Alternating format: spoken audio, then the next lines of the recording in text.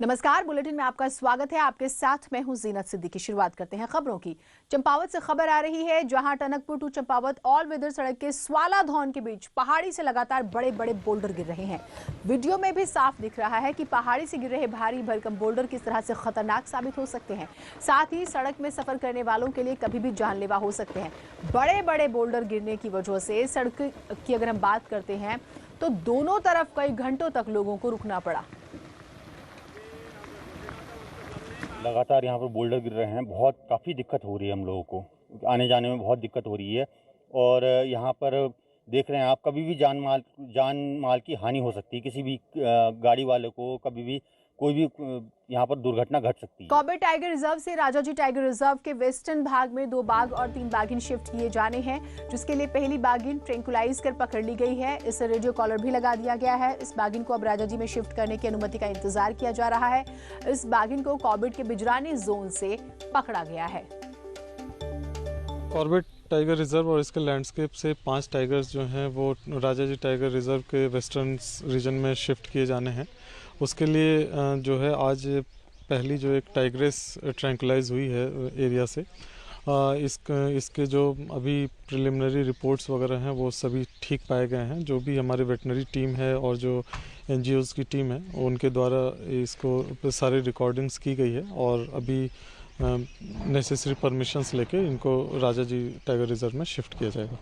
और अब बात करेंगे विधानसभा सत्र की। सदन में तीसरे दिन 6 विधेयक पास हुए हैं। 6 विधेयक में राजभवन से लौटाए गए 2 विधेयक भी शामिल है। मेडिकल यूनिवर्सिटी अम्ब्रेला एक्ट के बिल की जब हम बात करते हैं तो इससे जुड़ा संशोधन विधेयक भी सदन में पास हुआ। राजभवन ने अम्ब्रेला एक्ट से जुड़े बिल पर आपत्ति जताई थी, जिसके बाद एक बार फिर से उसे सदन में पेश किया गया था। टाइम दिया है कि 2, 3 या 4 में ये जो पूरी बहस दिल्ली में करेंगे, क्योंकि हम उत्तराखंड मॉडल दिल्ली में लेके जाएंगे। हम दिल्ली में कोई तारीख फिक्स करेंगे, हम बताएंगे। सर उनकी यहाँ पे आने का नहीं, यहाँ आए वो अपना काम करें, लेकिन हम उनको दिल्ली में जो पूरी दुनिया देश देखेगा कि उत्तराखंड मॉडल क्या है। विधानसभा सेशन के तीसरे दिन विपक्ष ने चिटफंड से जुड़े एक मामले में सरकार को घेरने की कोशिश की है। मामला उत्तराखंड सरकार में औद्योगिक सलाहकार के एस पवार से जुड़ा था। कांग्रेस ने आरोप लगाया है कि औद्योगिक सलाहकार के एस पवार से जुड़ी company social mutual benefits company limited पर मनी लॉन्ड्रिंग के गंभीर मामले हैं। कांग्रेस के मुताबिक इसी साल जून में रिजर्व बैंक ने भी इस उत्तराखंड सरकार को कंपनी के खिलाफ कार्रवाई की सिफारिश की थी। विपक्ष ने इस मामले पर तुरंत चर्चा कराने की मांग की और काम रोको प्रस्ताव पेश किया। विधानसभा में नियम 58 के तहत इस पर चर्चा हुई। विपक्ष की मांग थी कि सरकार इस पर जवाब दे। कांग्रेस के आरोपों के बाद संसदीय कार्य मंत्री मदन कौशिक ने मोर्चा संभाला। उन्होंने विपक्ष को आड़े हाथों लेते हुए कहा है कि उनके पास कोई तथ्य नहीं है। कौशिक के मुताबिक रिजर्व बैंक की तरफ से राज्य सरकार को आज पत्र भेजा गया था। संसदीय कार्य मंत्री ने विपक्ष पर तगड़ा हमला करते हुए कहा है कि सदन में रिजर्व बैंक का पत्र पढ़ा, जिसमें कहा गया है कि सोशल म्यूचुअल बेनिफिट्स कंपनी के खिलाफ जांच कराने का कोई पत्र उत्तराखंड सरकार को नहीं भेजा गया। कांग्रेस का दावा था कि रिजर्व बैंक ने इसी साल जून में चिट्ठी भेजी थी, पर कौशिक ने रिजर्व बैंक का हवाला देते हुए कहा कि ऐसी कोई चिट्ठी जून 2020 में नहीं भेजी गई। विधानसभा के पीठासीन अधिकारी ने विपक्ष के प्रस्ताव को नामंजूर कर दिया। पीठ के इस फैसले पर नाराजगी जताते हुए पूरे विपक्ष ने वॉकआउट कर 2019 में मैंने बताया 234 ऐसी जो इससे संबंधित थी चिट फंड की, वो 2000 में उन्होंने कहा कि ये जो साइट पे पड़े हुए एड्रेस हैं, जो इनके कुछ बिंदु हैं, इन पे करिए। तो 98 सही पाई गई। उसमें सोशल फाइनेंस भी एक थी जो सही पाई गई, वो 2019 में हो गया। अब वो कह रहे 2020 में ऐसे कोई पत्र आया है। तो हमने रिजर्व बैंक से पूछा, उन्होंने कहा हमने कोई पत्र भेजा ही नहीं। विधानसभा के शीतकालीन सत्र में कांग्रेस ने सड़क से लेकर सदन तक मुद्दे उठाने की कोशिश की, लेकिन सड़क से जब हम बात करते हैं सदन तक विपक्ष का मैनेजमेंट नजर नहीं आया। किसानों का मामला हो, बेरोजगारी का मामला हो, गन्ने किसानों की पेमेंट का मुद्दा हो या फिर करप्शन का, कांग्रेस ने मुद्दों को सड़क के साथ सदन में उठाने की कोशिश की, लेकिन कोई बड़ा असर नहीं छोड़ पाई। बेरोजगारी का सवाल कांग्रेस पूछना चाहती थी, लेकिन निर्दलीय विधायक प्रीतम पवार ने मुद्दा उठा दिया, जिसका सरकार ने जवाब दिया। गन्ना किसानों की पेमेंट पर कांग्रेस कंफ्यूज नजर आई और सरकार ने जवाब दिया कि पेमेंट हो चुकी है। 3 दिन के सत्र में कांग्रेस ने गन्ना, धान और माल्टे के साथ सड़क पर भी प्रदर्शन किया, लेकिन संसदीय कार्य मंत्री ने इस पर भी निशाना साध दिया। कहा जब सदन में नहीं बोल सके तो सड़क पर अपनी बात कहनी पड़ी। गुरुवार को विधानसभा का सत्र 1 दिन और चलेगा और अब कांग्रेस की तैयारी महंगाई का मुद्दा उठाने की है। ऐसे में देखना होगा कि महंगाई के मुद्दे को कांग्रेस कैसे सड़क से सदन तक उठाती है। नहीं है, सदन में बात कह नहीं सकते।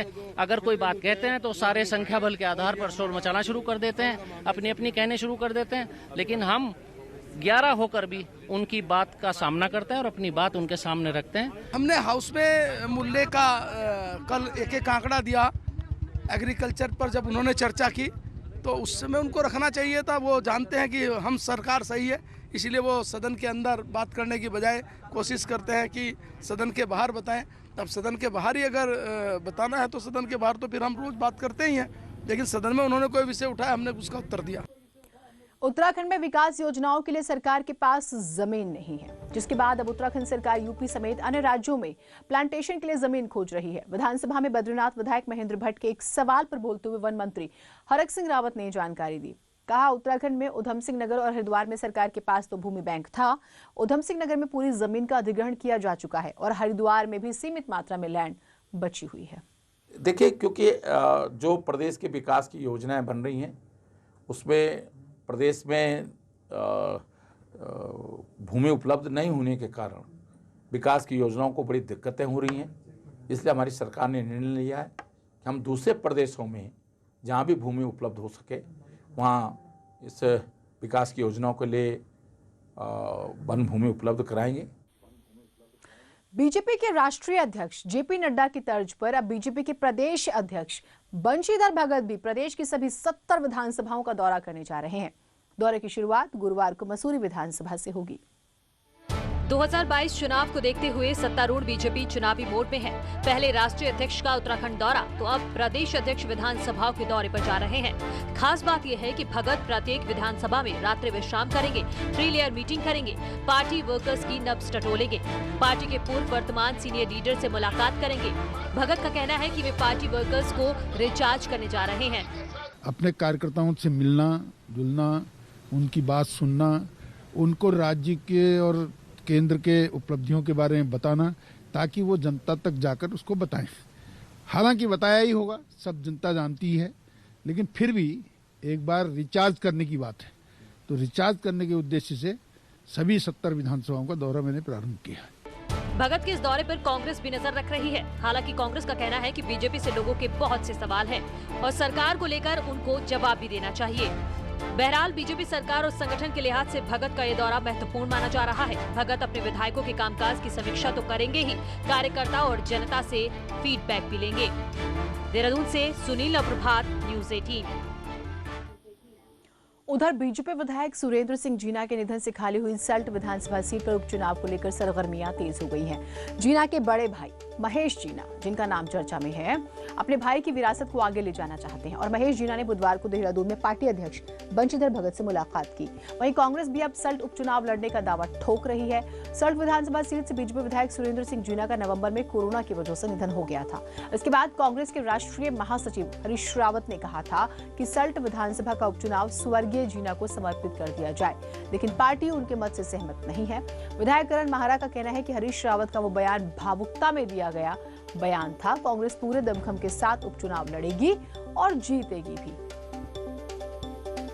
मौका मिलता है और पार्टी हमें आदेश करती है कि आप उपचुनाव में भाग लें, तो हम लोग जी जान लगा के अपने भाई के छूटे हुए कामों को आगे बढ़ाएंगे। देखिए, हरीश रावत जी ने उसके बाद उसमें सफाई दी है कि मैंने भावनाओं में आके इस बात को कहा था।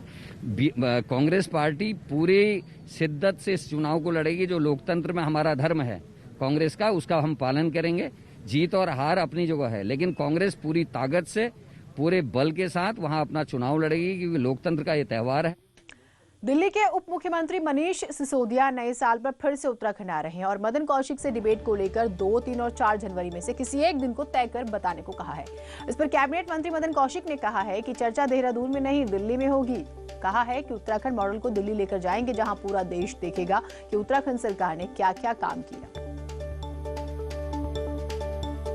जो पूरी बहस दिल्ली में करेंगे, क्योंकि हम उत्तराखंड मॉडल दिल्ली में लेके जाएंगे। हम दिल्ली में कोई तारीख फिक्स करेंगे, हम बताएंगे। सर उनकी यहाँ पे आने का नहीं, यहाँ आए वो अपना काम करें, लेकिन हम उनको दिल्ली में जो पूरी दुनिया देश देखेगा कि उत्तराखंड मॉडल क्या है, हमारी कितनी घोषणाएं और योजनाएं हमारी जो है, जो हमने योजनाएं चलाई हैं, क्योंकि वहाँ जो दिल्ली मॉडल है उसके आधार पर हम अपना मॉडल रखेंगे। हम बताएंगे कि हमारा मॉडल क्या है, तो दिल्ली में जाएंगे हम लोग। गुरु रामराय नर्सिंग कॉलेज को हाई कोर्ट से झटका लगा है। नर्सिंग कोर्स में 30 स्टूडेंट्स को फर्जी तरीके से एडमिशन देने के मामले में बुधवार को हाई कोर्ट ने कॉलेज पर 5 लाख का जुर्माना लगाया। 2017-18 के बैच में कॉलेज को गढ़वाल यूनिवर्सिटी ने सिर्फ 100 सीट्स के लिए मान्यता दी थी, लेकिन एडमिशन करने की होड़ में नर्सिंग कॉलेज ने 30 एक्स्ट्रा स्टूडेंट्स को भी एडमिशन दे दिया। अब जब एग्जाम कराने का समय आया तब मामले की पोल खुल गई। घबराए स्टूडेंट्स ने हाई कोर्ट में इंसाफ की गुहार लगाई। गढ़वाल यूनिवर्सिटी के काउंसिल कार्तिकेय हरि गुप्ता के मुताबिक कॉलेज ने तर्क दिया है कि उनके कोर्स को इंडियन नर्सिंग काउंसिल से मान्यता है, लिहाजा बैकडेट से उनको बची हुई 30 सीट्स पर यूनिवर्सिटी मान्यता दे। स्टूडेंट्स के फ्यूचर को देखते हुए कोर्ट ने फिलहाल एग्जाम कराने के लिए यूनिवर्सिटी को कह दिया है। साथ ही स्टूडेंट्स को अंधेरे में रखने के लिए गुरु रामराय नर्सिंग कॉलेज पर 5 लाख का जुर्माना भी लगाया है। हमने कोर्ट के सामने वो रखा है कि इन्होंने कभी हमारे यहाँ प्रॉपरली अप्लाई नहीं किया एफिलिएशन के लिए, और जो भी एडमिशन दिए गए थे वो इलीगल थे। तो कोर्ट ने इंस्टीट्यूट के ऊपर 5 लाख रुपए कॉस्ट लगाई है और which will be paid to the Garhwal university. Uttarakhand शासन से जुड़ी बड़ी खबर ये आ रही है कि राज्य सरकार ने छुट्टियों का कैलेंडर घोषित कर दिया है। हरेला पर्व पर 16 जुलाई को सार्वजनिक अवकाश घोषित हुआ है। साल भर में कुल 28 सार्वजनिक अवकाश होंगे, लेकिन सबसे महत्वपूर्ण हरेला पर्व पर भी छुट्टी होगी। एक तरफ बीजेपी विधानसभा क्षेत्रों में एक्टिव है, कांग्रेस भी जल्द जिलों और विधानसभा क्षेत्रों में प्रभारी तैनात करने वाली है ताकि चुनावी साल में बूथ तक बात पहुंचाई जा सके। साल 2021 चुनावी साल होगा। ऐसे में अगले 12 महीने की मेहनत और मैनेजमेंट 2022 का रिजल्ट तय करेगी। बीजेपी मैनेजमेंट में माहिर है, लेकिन विपक्षी कांग्रेस को जमीन तैयार करनी है। इसी प्लान के तहत जल्द विधानसभा और जिलों में कांग्रेस प्रभारी बनाएगी। आपको विदित है कि कांग्रेस के बहुत वयोवृद्ध और वरिष्ठ नेता मोतीलाल वोरा जी का आकस्मिक निधन हुआ, जिस वजह से बैठक स्थगित करनी पड़ी और निकट भविष्य में निश्चित रूप से हम इसकी तैनाती जो शीघ्र करने का काम करेंगे। साल 2021 का एक एक दिन सियासत से भरा होगा। ऐसे में 365 दिन में कांग्रेस 70 विधानसभा क्षेत्रों में संगठन को जोड़ना चाहती है ताकि जिले, ब्लॉक और बूथ में कार्यकर्ता कांग्रेस के हाथ का साथ दें। निश्चित तौर पर कांग्रेस एक तरह से अपने आप को पूरी तरह गियर अप कर चुकी है और जैसे कि हमारे प्रभारी जी ने भी कहा और माननीय प्रदेश अध्यक्ष प्रीतम सिंह जी का भी ये कहना है, और जल्दी ही जो भी जिलों के जो प्रभार हैं, हमारे आदरणीय जो हमारे उपाध्यक्ष लोग हैं, महासचिव हैं और सचिव लोगों को प्रभार बांटा जाएगा और इससे संगठन में एक नई ऊर्जा का संचार होगा।